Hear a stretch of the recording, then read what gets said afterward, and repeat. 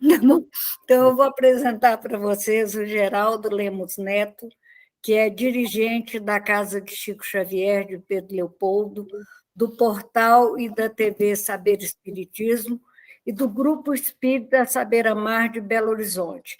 É médium, psicógrafo, escritor, grande pesquisador, conviveu com o Chico mais de 40 anos, não é, Geraldinho? Há mais de 21 anos. Há 41 anos atrás, eu conheci o Chico. Parece que foi a vida inteira, né? É. Então, ele é também editor da Vinha de Luz. E, repetindo, porque nós não estávamos gravando, é um grande passo que a Casa Branca está dando, porque nós já trouxemos Chico para a Casa Branca. Desde que a Casa Branca iniciou, nós trouxemos o Evangelho e agora estamos trazendo o grande representante de Chico aqui na Terra, que é o Geraldinho. Então, Geraldinho, eu vou passar a palavra para você e é sua. Tá bom? Eu vou te pedir antes uma prece inicial. Sim, vamos fazer uma prece. Você quer fazer ou quer que eu faça? Não, você faz. Senhor amado Mestre, te agradecemos por essa noite de hoje.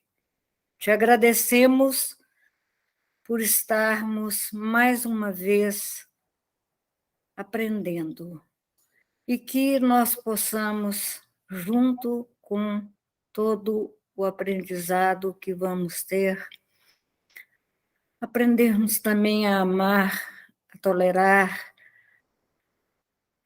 a perdoar o nosso próximo.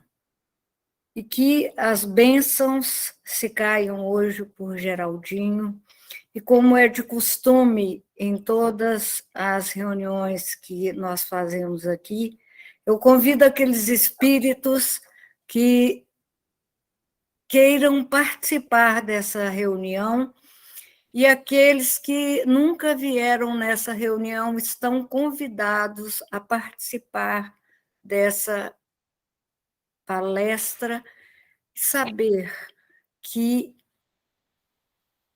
todos têm um rumo, todos têm um norte, e que esse norte é Jesus. Que assim seja. Que assim seja. Em primeiro lugar, queria agradecer o carinho da Maria das Graças, do Solano. Desconsiderem as palavras elogiosas que ela nos endereçou, porque eu sou apenas um irmão do caminho e nada mais do que isto. Então, um irmão como vocês, que está junto com vocês, aprendendo com Chico Xavier, com Jesus, em nome de Deus, o caminho da evolução espiritual, ainda enfrentando naturalmente as minhas falhas, as minhas lutas íntimas, tropeçando, levantando de novo e caminhando adiante. O nosso carinho e a nossa gratidão a Maria das Graças, ao Solano, à Casa Branca, templo de Umbanda cristã da cidade de Lagoa Santa, é enorme. Temos convivido com eles já há algum tempo, graças a Deus. Durante a pandemia nos conhecemos pela internet e tenho a dizer a vocês que ambos moram no meu coração como irmãos muito queridos. Então, Jesus seja louvado pela essa possibilidade que nos aproximou e, a partir do retorno das atividades da Casa de Chico Xavier de Pedro Leopoldo, eles têm nos ajudado lá todos os domingos também, com a sua presença amiga, junto de muitos de vocês que têm ido também junto com eles aos domingos em Pedro Leopoldo. Então, que Jesus seja louvado por esses laços fraternos que nos irmanam uns aos outros em nome de Deus. A nossa palestra ou nossa live de hoje é sobre o que é o Espiritismo. Então, nós vamos buscar a fonte original da codificação espírita cristã, que foi, naturalmente, como todos vocês sabem, começada com um trabalho hercúleo, com um trabalho sacrificial do professor Léon Hippolyte Denisard Rivail, que todos nós conhecemos como Allan Kardec, nascido em Lyon em 1804, no dia 3 de outubro, e falecido em 31 de março de 1869, na cidade de Paris.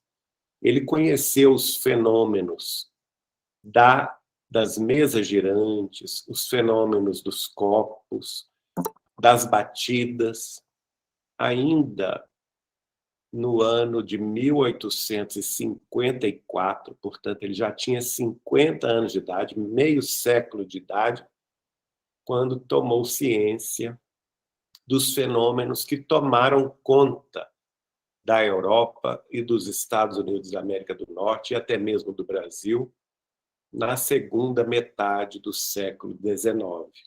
A princípio, por ser uma personalidade de ciência, um pesquisador nato, ele recusou qualquer contato com o tipo de fenômeno físico que estava presente nas rodas parisienses, dizendo que ele não tinha nenhum sentido científico para ser observado. Mas, diante da insistência de amigos respeitáveis que ele havia no seu círculo de relações mais próximas, amigos esses dos quais ele se prezava com essa amizade profunda, ele então acabou acedendo a um convite e acabou participando da primeira reunião.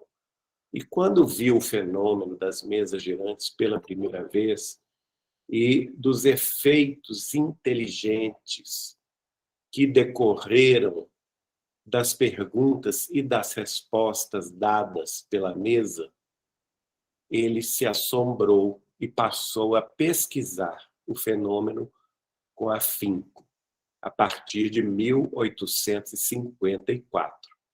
E não demorou muito, mais ou menos 3 anos, ele já tinha o seu primeiro livro para editar, que foi o primeiro livro básico da doutrina dos espíritos, lançado no dia 18 de abril de 1857, na cidade de Paris, que é o livro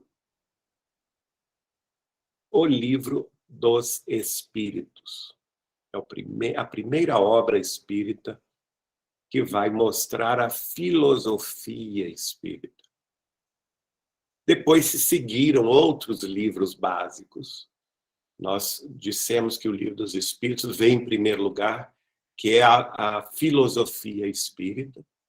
O segundo livro vai apresentar a ciência espírita, que é o Livro dos Médiuns, publicado em 1861.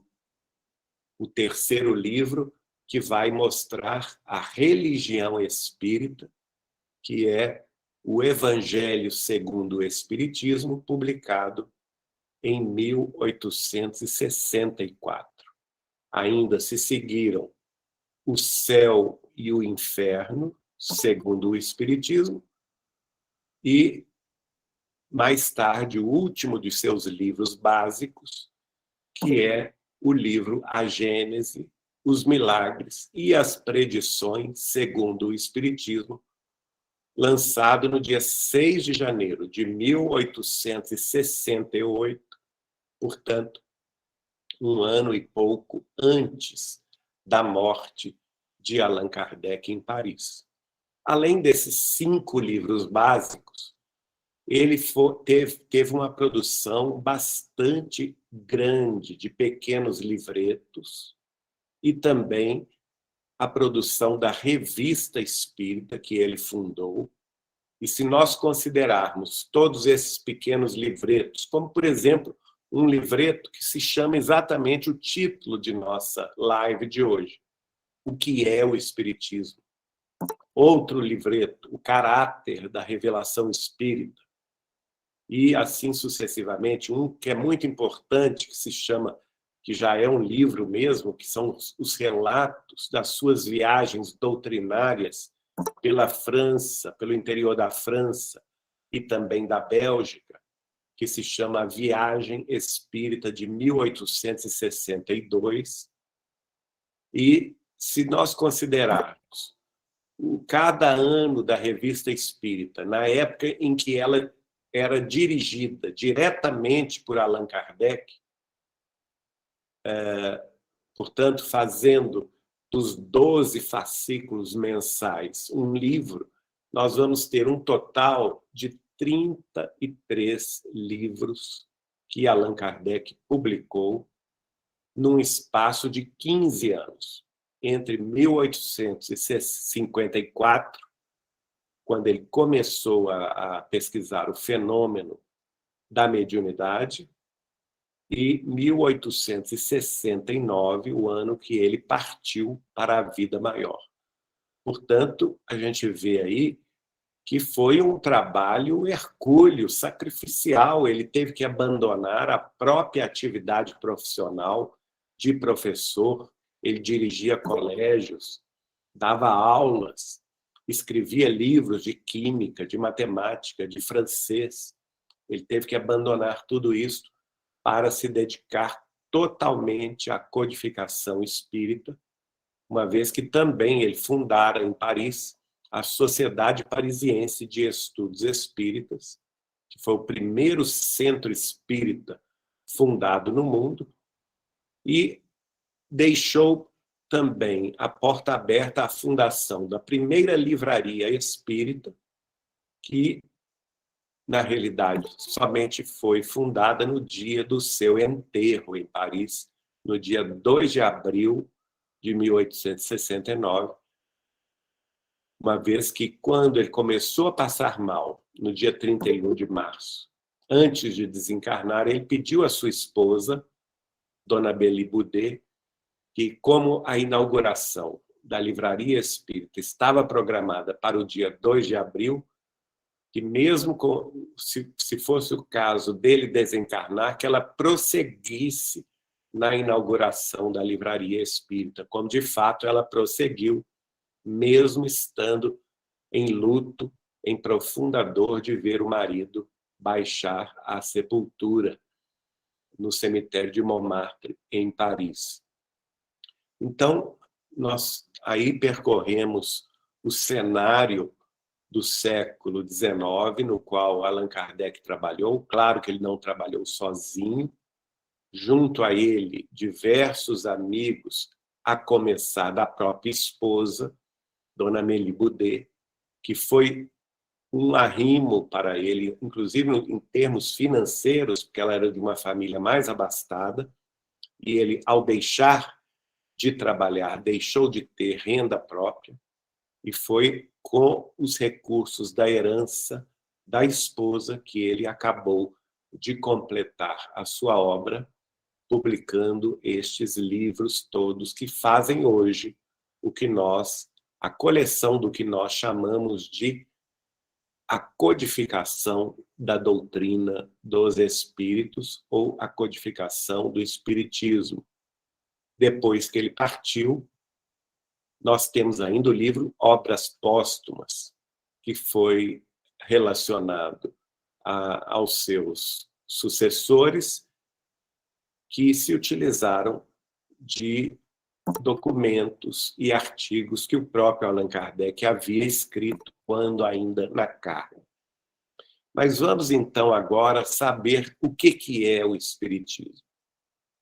Bom, o Espiritismo é, ao mesmo tempo, uma ciência de observação e uma doutrina filosófica. Como ciência prática, ela consiste na observação das relações que se estabelecem entre os homens encarnados e os espíritos desencarnados. Como filosofia, ela compreende todas as consequências morais que dimanam dessas mesmas relações entre o mundo físico e o mundo incorpóreo. Então, vejam bem, nós temos a primeira definição, que ela é uma ciência de observação. A partir da observação do fenômeno da mediunidade, é muito bom que a gente conheça o seguinte: o Espiritismo não inventou a mediunidade. E o Espiritismo não é dono da mediunidade. O Espiritismo, com Allan Kardec, foi a primeira doutrina filosófica e científica que foi capaz de desvendar o mistério da mediunidade, que até então, naquela época, estava na ordem do maravilhoso, do extraordinário, da fantasia, da ilusão ou do fanatismo das outras escolas religiosas. Não se tinha um pensamento científico e filosófico sobre o fenômeno da mediunidade antes do trabalho de Allan Kardec. É através da ciência espírita, ou seja, da ciência de observação, uma vez que Allan Kardec usou na análise do fenômeno o método científico. Ele aplicou ao fenômeno da mediunidade, que ele passou a observar e a estudar em Paris, quais seriam esses fenômenos? Como eu disse, os fenômenos das mesas girantes ou mesas dançantes, o fenômeno das batidas, dos estalos, o fenômeno dos copos, não é? Que todos nós conhecemos bem, e a partir da observação do fenômeno, que foi inquestionavelmente provado existente, ele então deduziu as suas consequências. Isto é que se chama ciência espírita, né? E a partir daí ele vai reconhecer que, se os efeitos do fenômeno mediúnico que ele estava observando, ele e seus companheiros, eram efeitos inteligentes, inteligíveis, não é? Eles só poderiam ter uma causa inteligente. Ele partiu do pressuposto e do axioma científico de que todo efeito tem uma causa. E todo efeito inteligente há que ter uma causa inteligente.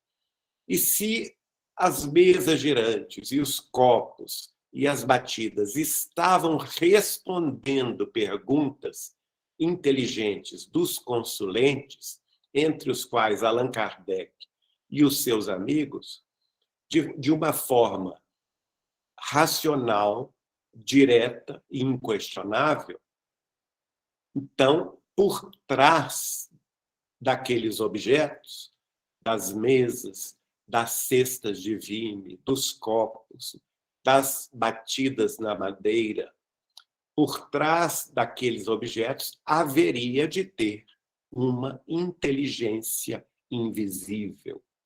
E é daí que ele vai concluir a existência do espírito desencarnado, do espírito dos homens terrestres desencarnados.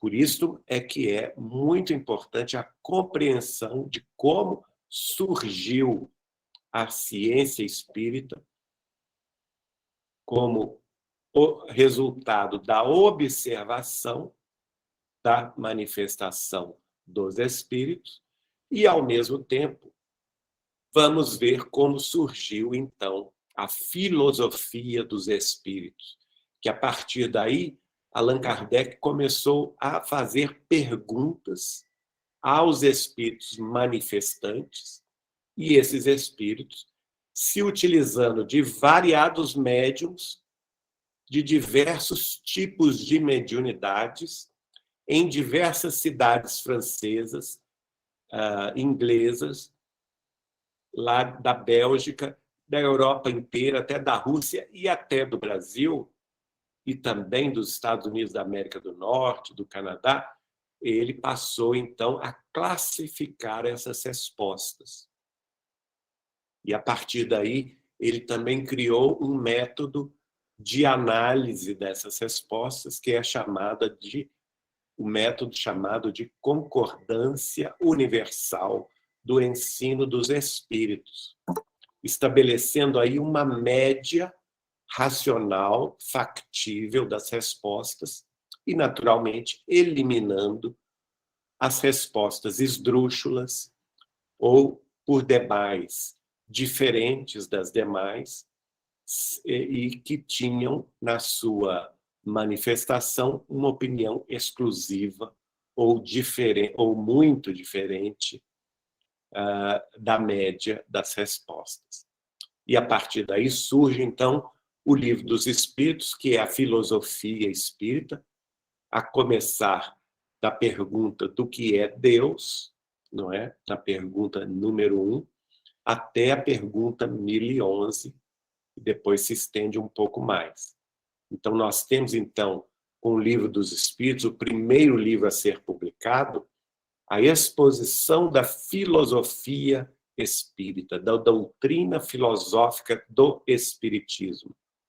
Mas o que é filosofia? Filosofia é tudo que nós indagamos, a nossa busca. Quem eu sou? O que eu estou fazendo aqui na Terra?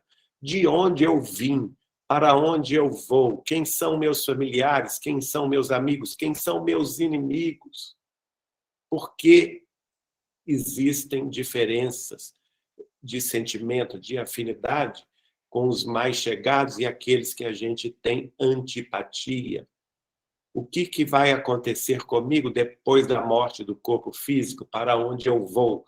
Tudo isto são questões filosóficas que o Livro dos Espíritos vai responder.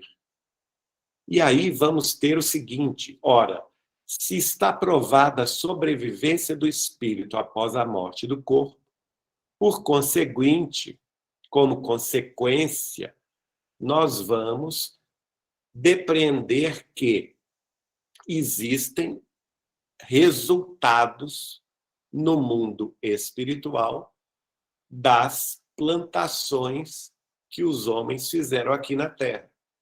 Então, tudo que nós pensamos, tudo que nós agimos, tudo que nós fizermos aqui na Terra, terá naturalmente consequência no mundo espiritual. E é por isso que o terceiro livro de Allan Kardec vai apresentar os efeitos das consequências morais que vão dimanar dessas relações espirituais conhecidas entre o mundo físico e o mundo espiritual.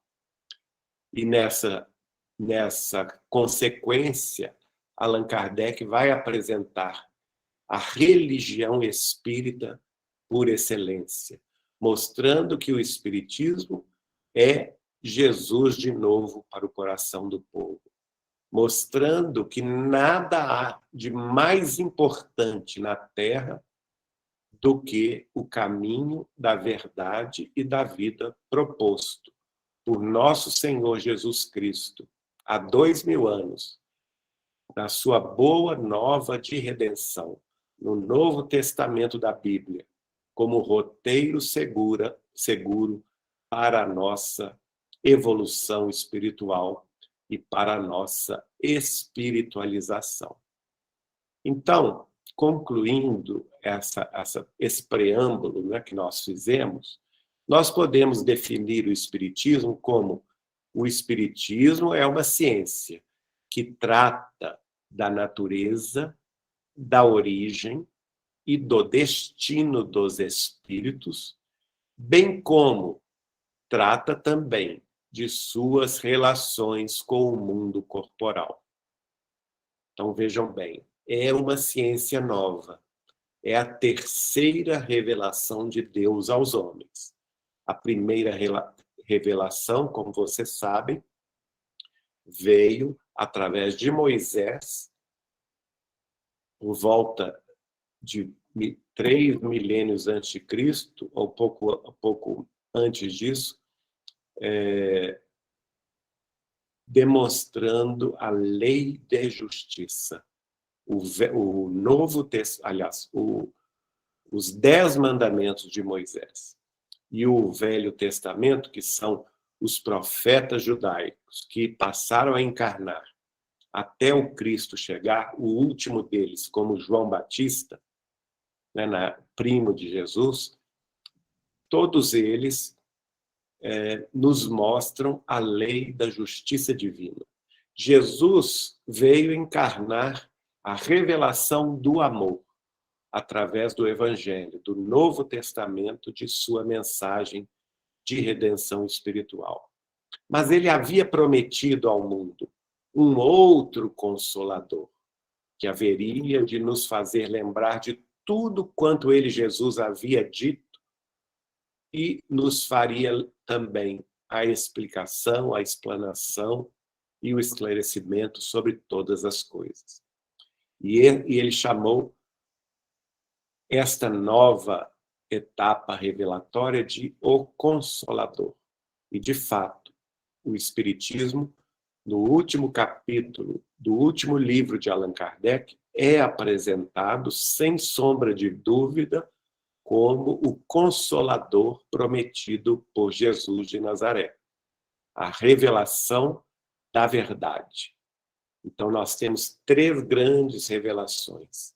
Moisés com a justiça, Jesus com o amor, Allan Kardec, Chico Xavier, com a verdade. Nós devemos fazer aqui uma distinção agora. Qual que é essa distinção? O que é espiritismo e o que é espiritualismo? Essa mesma distinção se aplica aos seguidores.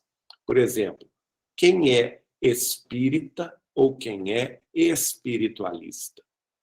Nós vamos começar definindo este último. O espiritualista é todo aquele ou toda aquela pessoa cuja doutrina é oposta ao materialismo. Então, o materialismo, nós sabemos, é a doutrina que é a matéria que vale, não existe nada além da matéria, e são, naturalmente, doutrinas seguidas pelos chamados ateus ou até mesmo os chamados agnósticos.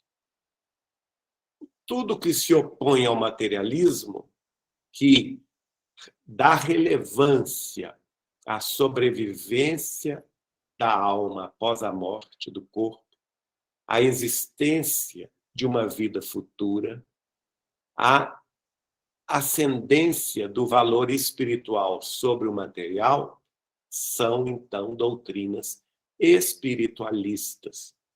E o espiritualista é todo aquele que segue uma doutrina espiritualista. Então, vocês aí da Umbanda cristã são espiritualistas porque vocês creem na sobrevivência dos homens, das mulheres, depois da morte do corpo. Vocês creem na existência dos espíritos desencarnados e vocês praticam a mediunidade, o contato dos espíritos desencarnados conosco aqui na Terra. E seguem uma doutrina que também tem suas consequências morais. A mesma coisa o católico. Também crê na vida futura, porque a doutrina católica prevê que existe o céu, o inferno e o purgatório. A mesma coisa, os protestantes, os crentes de todas as denominações também esperam recompensas na vida futura, pretendendo alcançar o paraíso, uma vez que adotam Jesus por norma e guia. Os budistas, no Oriente, também, através da meditação e do autoconhecimento, buscam o nirvana, assim como os hinduístas, os zoroastristas, os maometanos ou muçulmanos, que também esperam o paraíso. E todas as doutrinas religiosas, portanto, são doutrinas espiritualistas. Mas o fato de serem espiritualistas não se confunde, por exemplo, com a doutrina espírita, porque a doutrina espírita é aquela que foi codificada por Allan Kardec em França, no século XIX, e exemplificada no Brasil no século XX e início do século XXI, pelo próprio Allan Kardec reencarnado na pessoa de Chico Xavier, nosso amado Francisco Cândido Xavier. Portanto, nós temos que fazer essa distinção. Agora, vamos fazer uma outra reflexão. Todas as religiões espiritualistas lidam, de uma forma ou de outra, com a mediunidade, correto? Nós, espíritas cristãos, temos reuniões mediúnicas específicas. Por exemplo, reuniões de psicografia, como Chico Xavier tinha em Pedro Leopoldo e Uberaba. Reuniões de desobsessão, de tratamento dos espíritos desencarnados, perturbados espiritualmente. Outros tipos de reuniões, como tratamentos, curas, em que se aplicam energias como passe magnético ou passe espiritual, a água fluidificada, não é? A oração, a mentalização do bem, e assim sucessivamente. Outras escolas religiosas também têm as suas mediunidades. Por exemplo, no catolicismo, nós vamos ver médiuns vendo aparições de espíritos elevados, como as tais aparições de Nossa Senhora em diversas cidades do mundo, não é? Então tem a Nossa Senhora de Fátima, que foi a Nossa Senhora que apareceu em Fátima, vista pelos 3 meninos de Fátima. A mesma coisa em Lourdes, e assim sucessivamente. Isso é o quê? Manifestações mediúnicas dentro do catolicismo. Dentro do protestantismo, a mesma coisa. Eles falam na comunicação das línguas de fogo, ou dos fenômenos das línguas, não é?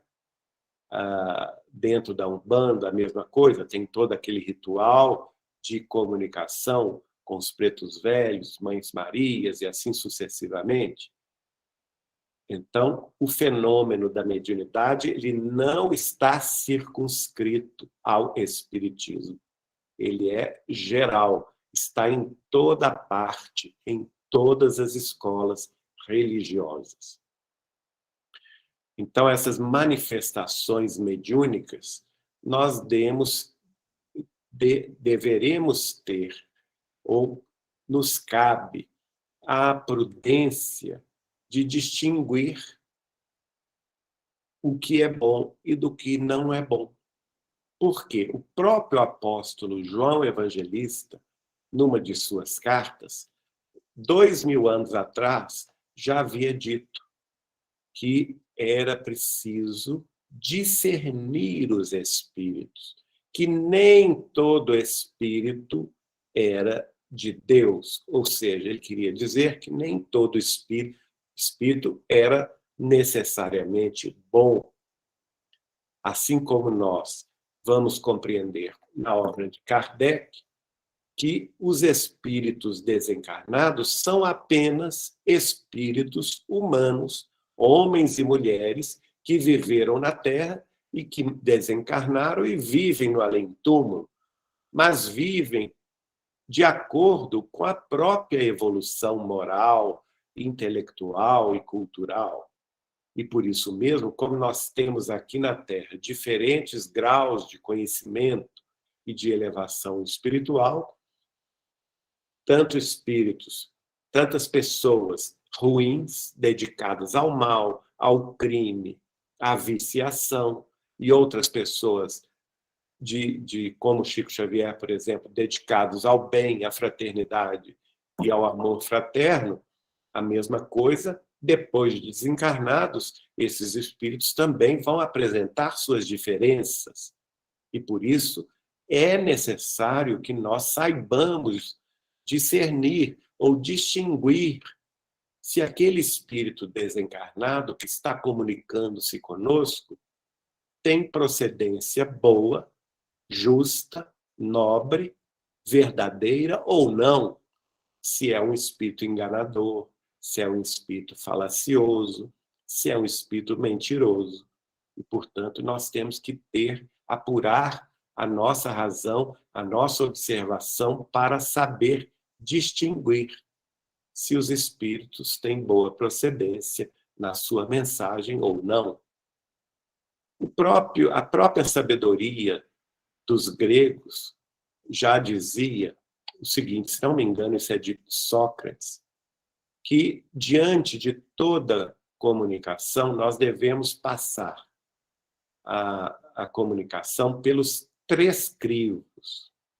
Primeiro, se aquela comunicação é verdadeira. Então, é o crivo da verdade. Segundo, se essa comunicação será útil, porque às vezes é uma comunicação verdadeira, mas não será útil ser revelada. Então, a utilidade tem que ser colocada também na balança. E, por último, se a comunicação é boa, se vai inspirar o bem, o amor, a fraternidade e a justiça. Percebe? Então, nós temos que ter esse discernimento mediúnico por parte dos médiuns e dos diretores das reuniões mediúnicas. Aqueles que vão, então, fazer a seleção do que está sendo dito pelos espíritos, passando aquele dito pelo crivo da verdade, da utilidade e da bondade. Somente se a comunicação passar pelos 3 crivos, nós podemos, com tranquilidade, dizer que a comunicação procede de um espírito em nome de Deus. E esse mesmo critério, Allan Kardec, na França do século XIX, empreendeu. E assim, ele foi também separando o verdadeiro daquilo que era falso. E nós temos, então, aí o conhecimento de que os espíritos desencarnados, portanto, não são deuses, não são donos da verdade. Eles são apenas espíritos humanos. E como espíritos humanos, igual a nós, todos devem passar pelo crivo da razão. É por isso que Allan Kardec colocou no frontispício de sua obra este lema: fé verdadeira só o é aquela que pode encarar a razão frente a frente em todas as épocas da humanidade. Bom, o Espiritismo, agora falando um pouco sobre a ciência espírita. Os espíritos desencarnados, eles não estão encarregados de nos trazer a ciência, já feita ou por se fazer, porque esta é uma tarefa dos homens. Então, nós temos, de um lado, um caráter da revelação espírita, é o caráter da revelação divina, aquilo que vem de Deus, nosso Pai, em nome de seu Filho amado, nosso Senhor Jesus Cristo. E através de Jesus Cristo, através do Espírito da Verdade, os nossos guias e mentores superiores, os chamados espíritos superiores, a falange do Espírito da Verdade, que veio, então, nos trazer essas verdades fundamentais de mais alto, verdades absolutamente úteis à nossa evolução, profundamente verdadeiras e, antes de mais nada, profundamente amorosas, resgatando o Evangelho de Jesus como nosso roteiro e guia. Mas, por outro lado, nós temos com Allan Kardec a definição do segundo caráter do Espiritismo, que é a revelação dos homens, que é a obrigação nossa aqui na Terra, dos encarnados, homens e mulheres encarnados, que têm a obrigação, sim, de trabalhar para o seu próprio sustento, de procurar prover a sua família do pão de cada dia, através de um trabalho digno. E, nas suas investigações filosóficas e científicas, buscar a verdade, para que a verdade seja paulatinamente revelada a ele através dos seus próprios esforços.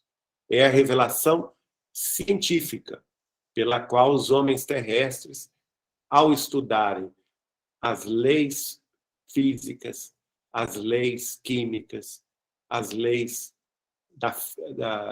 de todos os ramos do conhecimento humano, vão estabelecendo e vão desenvolvendo na Terra os postulados da ciência. Então, nós não podemos esperar que os espíritos nos revelem a ciência.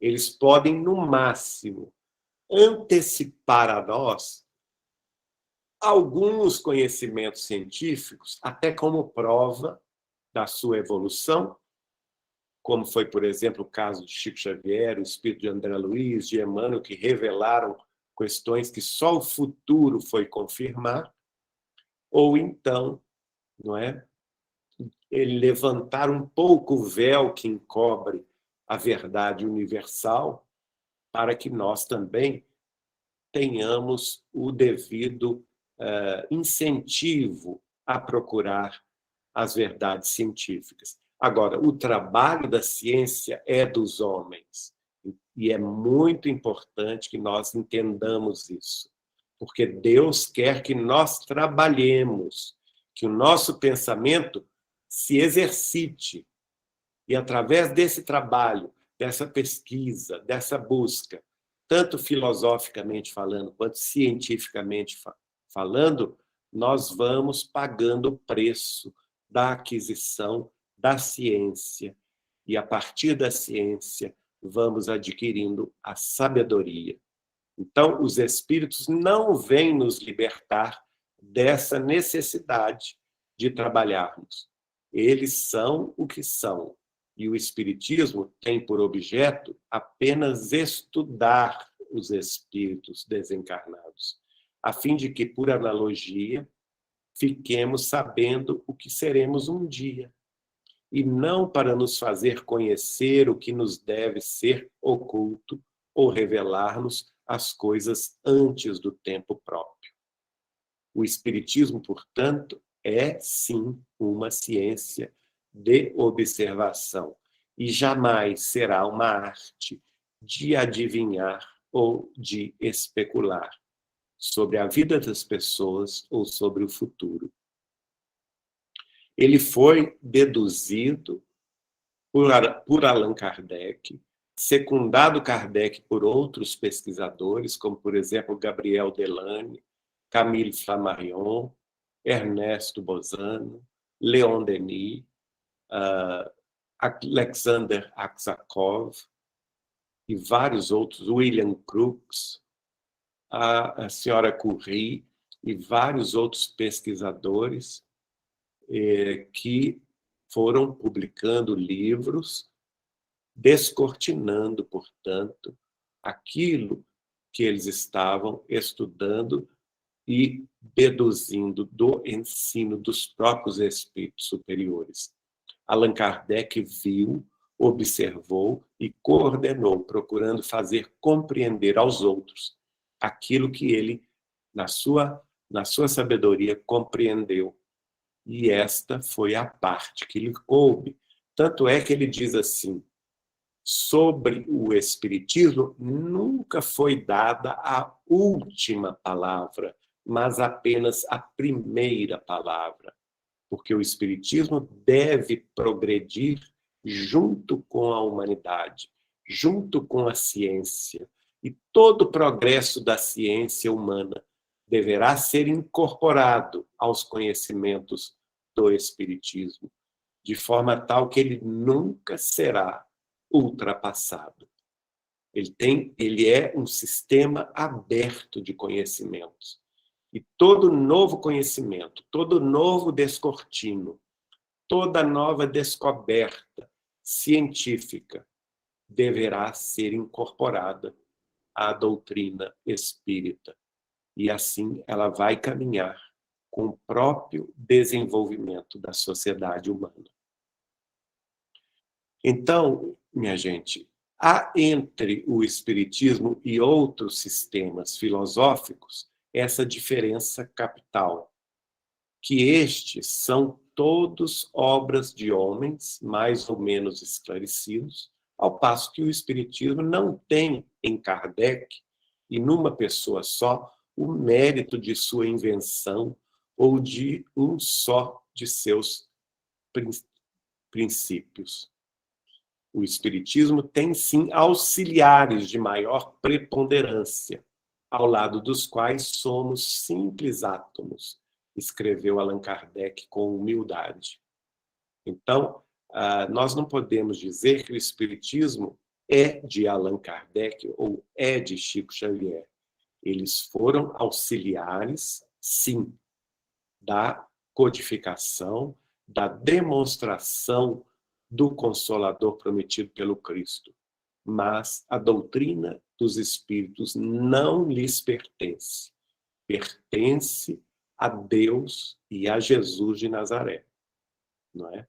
Esses, sim, são os verdadeiros donos do Espiritismo. E assim como nós tivemos essas duas personalidades ilustres, Allan Kardec e Chico Xavier, em séculos diferentes, mas que são o mesmo espírito em missão, em uma missão dividida em duas etapas, somando tudo quase 200 anos, né? E Kardec reencarnou em 2004, aliás, 1804, e Chico desencarnou em 2002. Então, portanto, 198 anos, se somarmos ainda a gestação, 198 anos foi o trabalho em duas vidas deste mesmo espírito, que nós podemos dizer que foi o apóstolo consolador. Mas o próprio Chico dizia, eu não sou dono do espiritismo. Assim como Kardec dizia isso também, não é? O espiritismo é a revelação da verdade e ele procede de Deus. Uma das questões mais importantes do espiritismo, revelado, portanto, pelos espíritos superiores, é que ele tem determinados princípios básicos, segundo os quais nós temos, portanto, o edifício, a infraestrutura da codificação espírita. Então, se alguém questiona ou não aceita um desses princípios básicos, ele não pode se dizer espírita. Ele pode seguir outros tipos de escolas religiosas, mas nunca o espiritismo. Então, portanto, vamos ver alguns desses princípios básicos. Deus é o primeiro deles. Causa primária de todas as coisas, a inteligência suprema do universo. Outro princípio básico, a existência da matéria, fluido cósmico universal, hausto divino do Criador, também criação divina. A existência do princípio espiritual, que é o princípio inteligente do universo, também criado por Deus, e todos os dois últimos, tanto a matéria quanto o espírito, estão sob uma lei geral de evolução. É outro princípio básico do espiritismo. A evolução dos seres criados por Deus. Então, temos aí. Essa evolução se dá como? Através da reencarnação. Então, todos os seres, todas as coisas, precisam assimilar matéria e desassimilar matéria para a própria evolução. Então, a reencarnação é outro princípio básico. Outro princípio básico, a existência de planos de vida espirituais, diferentes da crosta terrestre. Então, a vida na Terra não se circunscreve, por exemplo, à vida que nós conhecemos aqui na face da Terra. Existem planos espirituais inferiores à crosta terrestre, como, por exemplo, o abismo ou as trevas, como, por exemplo, as sombras, que abrigam os seres criminosos e infelizes, como também tem os planos imediatos à crosta, como os umbrais, e acima deles, os planos da ciência e das artes, os planos dos reais trabalhadores do Cristo, os planos crísticos, não é? Um total de 7 planos espirituais. Então, a existência de planos espirituais é outro princípio básico do espiritismo. Agora, vamos pular a outro princípio básico, que é a pluralidade dos mundos habitados. Então, a Terra não é o único mundo criado por Deus e não é o único mundo habitado por seres inteligentes. Todos os corpos celestes têm a sua função, têm a sua destinação, abrigando humanidades distintas entre si, mas que estão dentro do mesmo processo evolutivo. E nós vamos, conforme Chico disse no programa Pinga Fogo, de 1971, nós vamos reconhecer que não somos o único mundo criado por Deus, que fazemos parte de uma família universal. Então, esse princípio básico da pluralidade dos mundos habitados é o mesmo que fala sobre a existência de civilizações extraterrestres, tanto mais evoluídas do que nós, quanto menos evoluídas do que nós.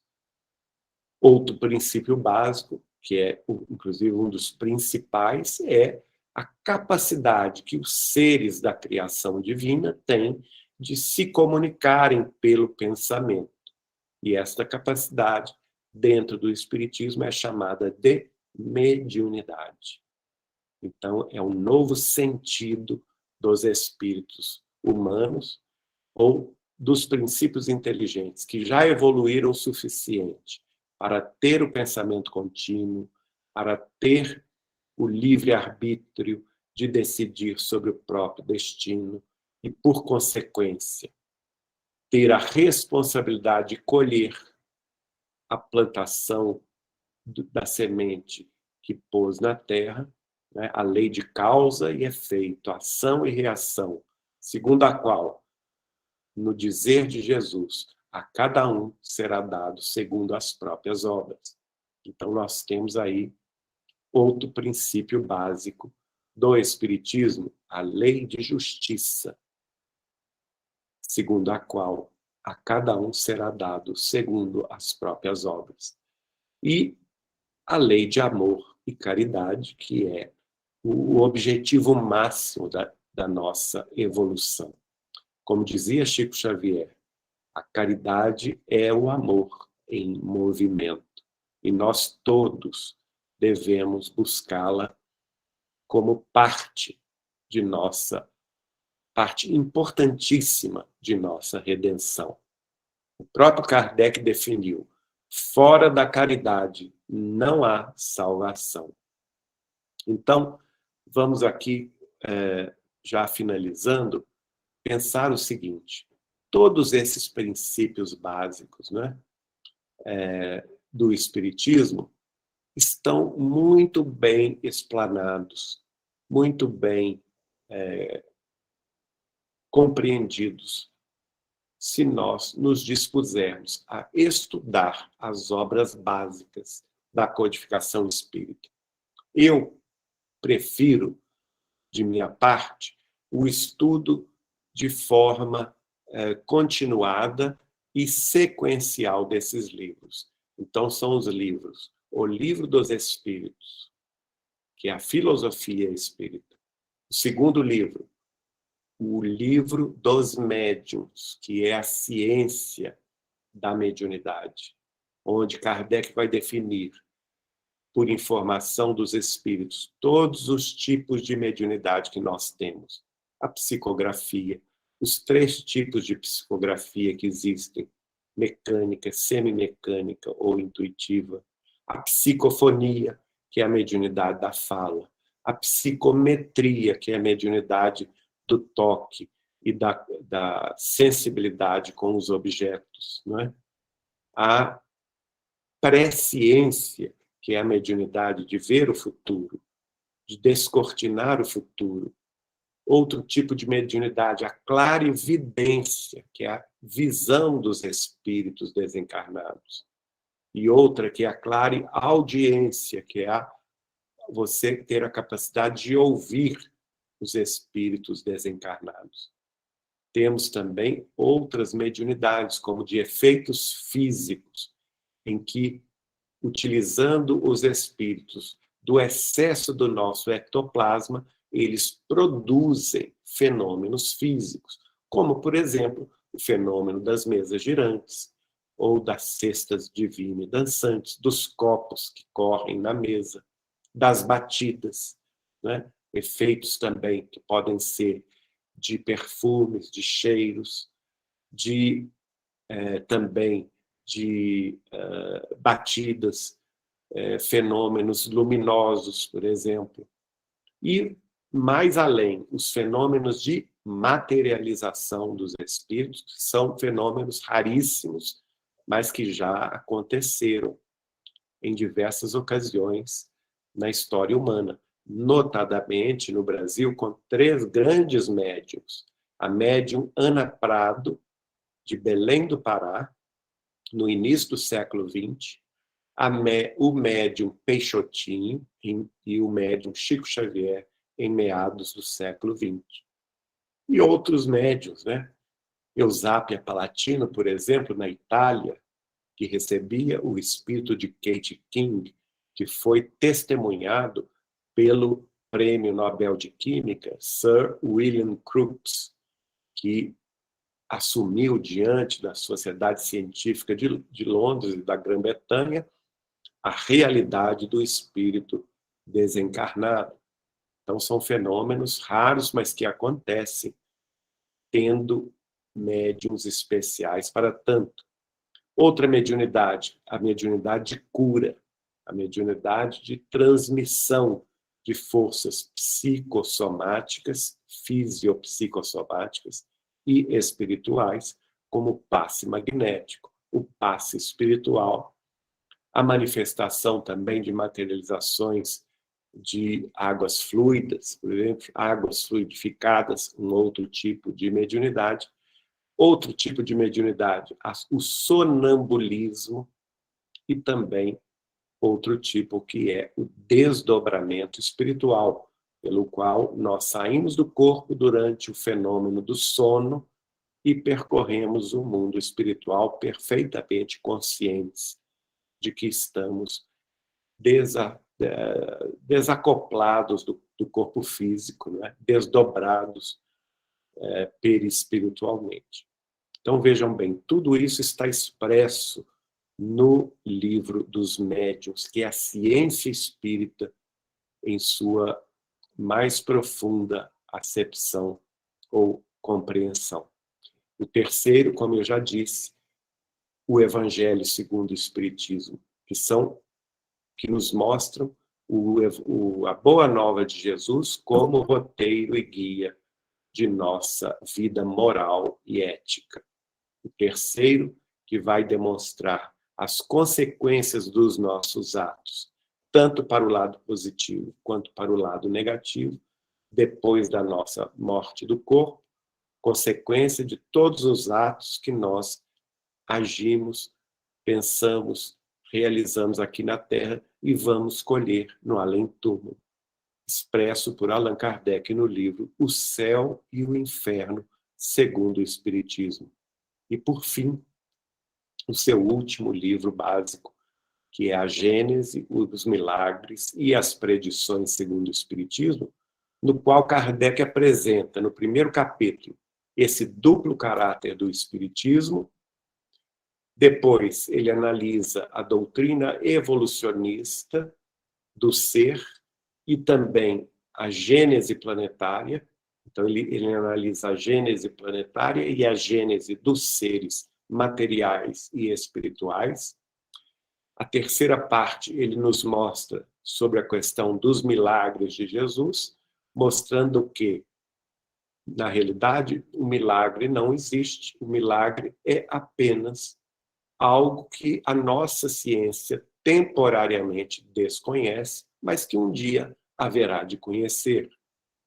E a quarta parte, que é a teoria da presciência, a mediunidade de profecia, que Allan Kardec elabora, nos mostrando que somente espíritos escolhidos, tanto na carne quanto no mundo espiritual, por serem demasiadamente evoluídos espiritualmente ou desmaterializados dos interesses mundanos, é que têm condição efetiva de penetrar o futuro. E, por fim, ele nos apresenta o Espiritismo como consolador prometido pelo Cristo neste momento de transição planetária, tendo justamente na transição planetária um papel muito importante, preparando os homens terrestres, tanto encarnados quanto desencarnados, para a própria regeneração que começará, sem sombra de dúvida, ainda neste século XXI. Muito obrigado pelos amigos que nos acompanharam nessas reflexões e vamos pedir a Jesus que nos ajude a compreender, portanto, a extensão e a relevância do estudo do Espiritismo para as nossas vidas. Que Deus os guarde e os guie hoje e sempre.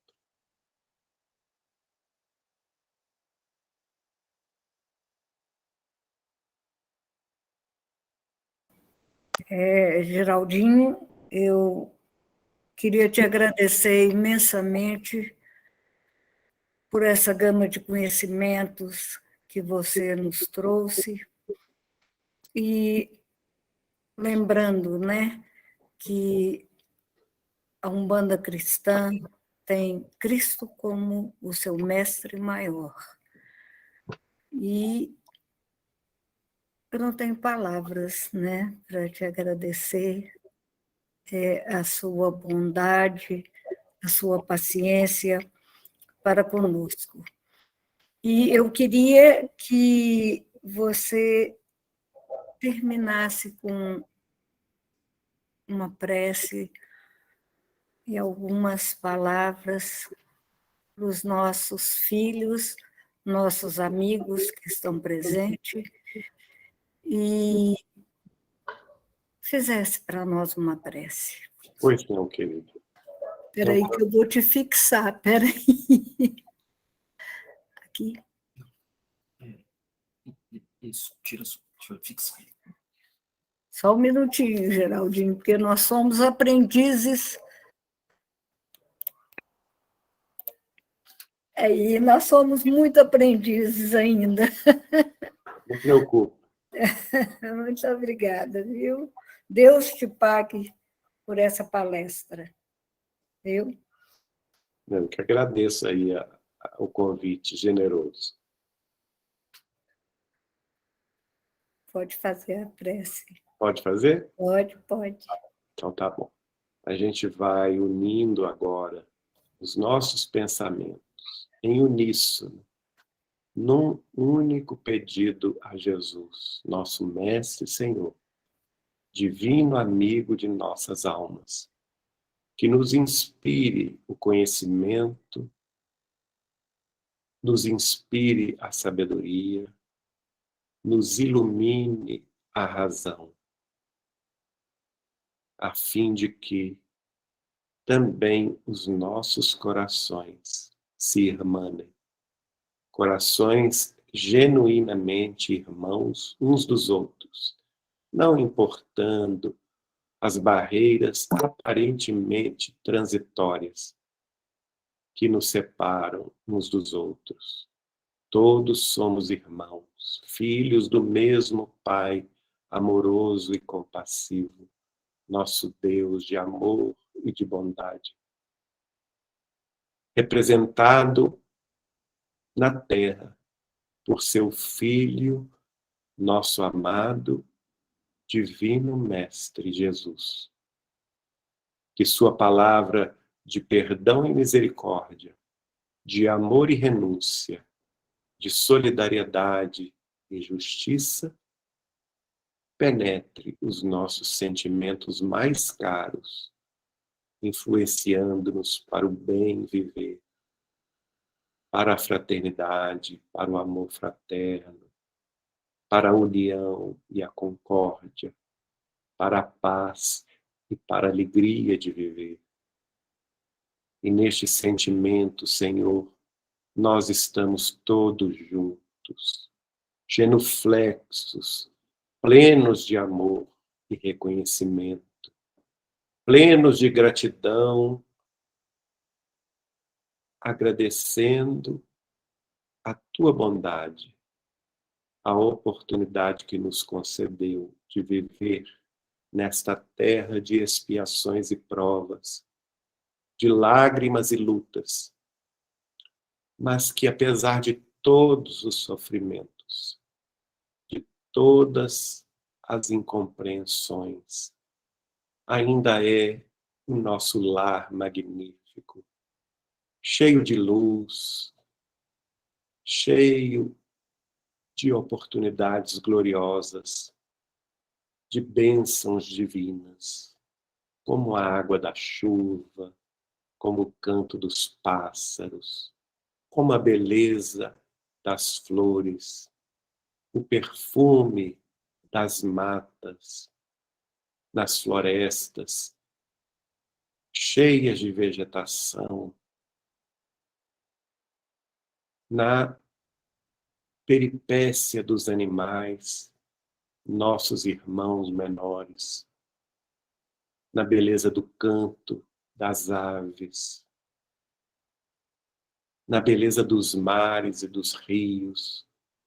Vamos agradecer todas as bênçãos, a bênção da atmosfera em que respiramos o ar puro, em que vemos os raios solares iluminando cada novo dia, aquecendo as nossas vidas num novo amanhecer.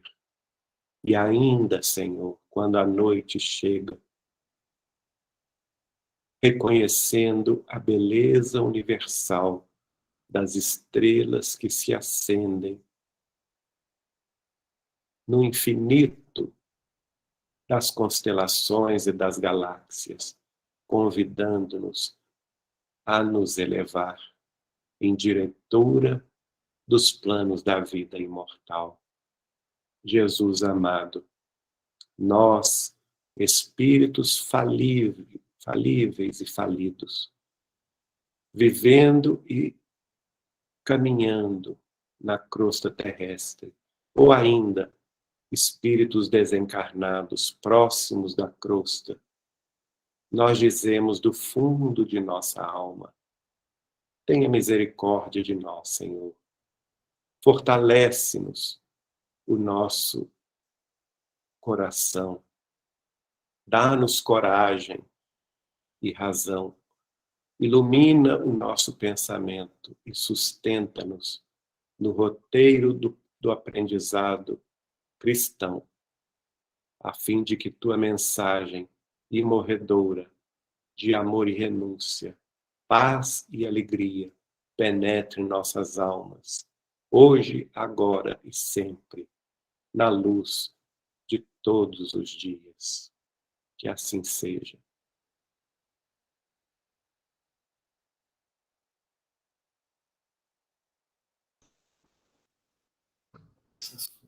Muito obrigado, Geraldo. Fiquei muito feliz, viu?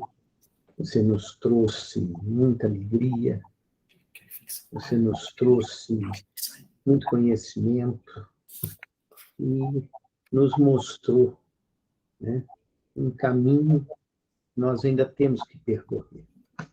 Deus te abençoe. Assim seja, querido Solano. Nós todos temos que percorrer este caminho. E vamos percorrê-lo juntos. Deus Mas quiser. eu digo que quando esse caminho tem uma luz a nos guiar, a nos orientar, ele fica mais fácil, pode ter certeza. Deus te pague, Geraldinho. Com Jesus, o fardo é leve. Tomai sobre vós o meu fardo, que é leve e suave, né? Mas essa luz que nós temos aqui também, Pedro Leopoldo, que é você, né? Que é o grande telefone de Chico. Chico Xavier, que fala isso. Eu sou só o papagaio. Papagaio. Eu sou o papagaio falante que só fala, né? Ô, Geraldinho, Deus te pague. Obrigado, querido. Fica com Deus. Com Deus. Obrigado. Beijo no coração de todos. Beijo, Geraldo. Amém, Geraldo.